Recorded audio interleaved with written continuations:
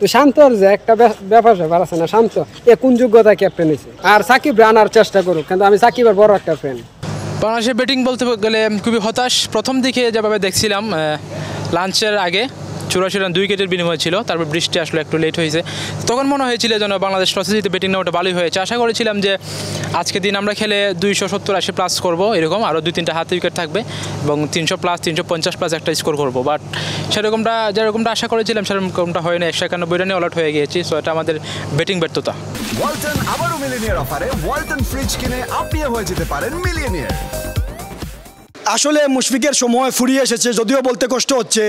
পঞ্চপাণ্ডবের দিন এই মুহূর্তে শেষ হয়ে গেছে। এই না মুশফিক আমাদেরকে কিপ দিতে পারতেছে, না ভালো একটা ব্যাটিং দিতে পারতেছে। আশা করি এই জায়গায় আমাদের জাকির হুসাইন আছে, অথবা আরও বেস্ট চয়েস আছে এই জায়গায়। আমরা আশা করবো আগামীতে এই সংশোধনগুলো যাতে ওরা করতে পারে। আবেগ থেকে বেরিয়ে আসতে হবে ভাই। বাংলাদেশ ক্রিকেট টিমকে উন্নতি করতে হলে আবেগ থেকে বেরিয়ে আসতে হবে। আবেগ দিয়ে ক্রিকেট চলে না, এটা অন্যান্য কান্ট্রিগুলোর দেখে শিখতে হবে। বাংলাদেশের ব্যাটিং এখন বর্তমানে যে অমিত হাসান আছে না, আমাদের নতুন নতুন ব্যাটার আসছে, অমিত হাসান আছে, মার্শাল আইয়ুব আছে, তাদেরকে আমার পক্ষ থেকে আমাদের যে হলো তাদেরকে এখন সুযোগ দেওয়া উচিত। মুশফিক এখন অপশন নেওয়া উচিত, কারণ অনেক বয়স হয়ে গেছে। আমাদের সিনিয়র প্লেয়ার, তাদেরকে সম্মান দেওয়া, আমাদেরকে বিদায় জানা উচিত। খেলাটা আমরা দেখতে পাই নাই বাংলাদেশের কাছ থেকে। আমরা যতটুকু আমরা চাইছিলাম ততটুকু ওরা দিতে পারে নাই। মিনিমাম এই রানে 4 থেকে 5টা উইকেট নেওয়া জরুরি ছিল, যেহেতু আমরা 191 রানে আমরা সব গুটিয়ে চলে এসেছি। আজকে আমরা বাংলাদেশের ব্যাটিং বিপর্যয় দেখেছি, যেটা আমরা অন্তত জিম্বাবুয়ের সাথে আশা করি নাই। আমরা যখনই বিপদে পড়ি, আমাদের অনেক বিপদ যায়, তখনই আমরা জিম্বাবুকে ডেকে আনি যাতে আমরা একটু ফর্মে আসতে পারি। তো সেটাও আজকে আমরা বাংলাদেশের কোনো প্লেয়ারের কাছ থেকে দেখতে পাই নাই। একমাত্র মুমিনুল হক আমাদেরকে একটা সুন্দর আশা দেখিয়েছিলেন, কিন্তু তারপরেও আমরা নিরাশ। মেহেদী হাসান মিরাজ মাত্র 1 রান করলেন, যেগুলো আমরা মোটেও আশা করি নাই। আমাদের ওপেনিং জুটি থেকে আবারও রান নাই, 12 রান 14 রান, এগুলো অন্তত টেস্ট খেলায় আমরা এগুলো আশা ভালো নয়। বাংলাদেশে আমরা নিরাশ করলাম, একটা উইকেটও ফেলাইতে পারলাম না। ব্যাটিংও ভালো হয়েছে না, ব্যাটিং বিপর্যয় হয়েছে। সবচেয়ে খারাপ লাগছে গিয়া শান্তর ব্যাটিং, বুঝছেন। আর মেহেদী হাসান মিরাজ, বুঝছেন। আর ভালো ব্যাটিং করছেন মুমিনুলে, ভালো ব্যাটিং করছেন। দেখা যাক, আজকে তো উইকেট ফেলাইতে পারছেন না। তারা তো ওপেনার জুটিয়ে ভালো রান করছে, কোনো উইকেট ফেলাইতে পারছেন না। তো সম্ভবত তারা লিড নিয়ে নিবে। তারা তো ওপেনিং জুটি রয়েছে, কালকেও তারা খেলাইব। অবশ্যই মুশফিকুর রহিম ভাইয়ের উপর অনেক আশা ভরসা ছিল, শুধু আমার না, এটা পুরো বাংলাদেশে আপনারও ছিল, আমারও ছিল, সবার ছিল।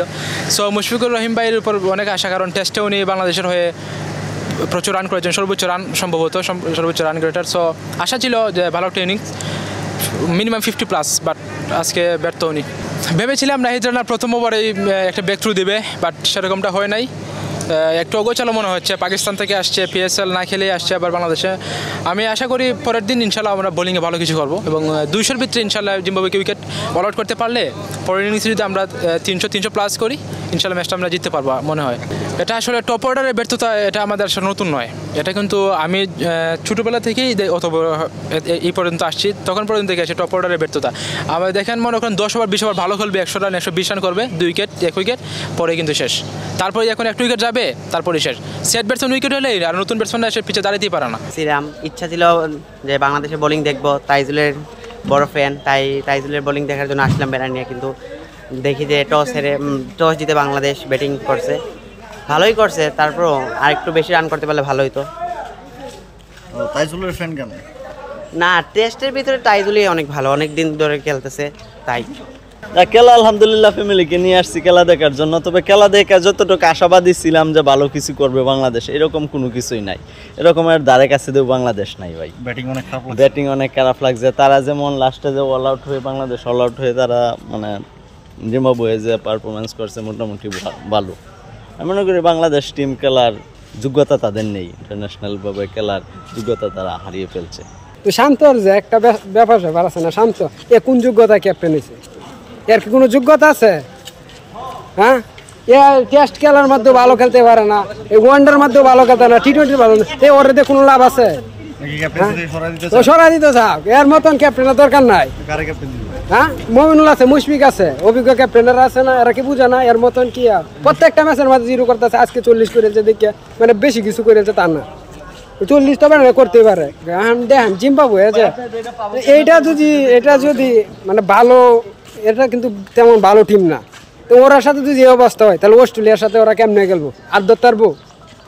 হ্যাঁ, ভাই আর 10 আচ্ছা চাই আমার মন থেকে চাই যে বাংলাদেশ ভালো খেলো আর সাকিব আনার চেষ্টা করুক, কিন্তু আমি সাকিবের বড় একটা ফ্যান, মানে আমি সাকিব চাই আর কিছু না। আচ্ছা ভাই ধন্যবাদ।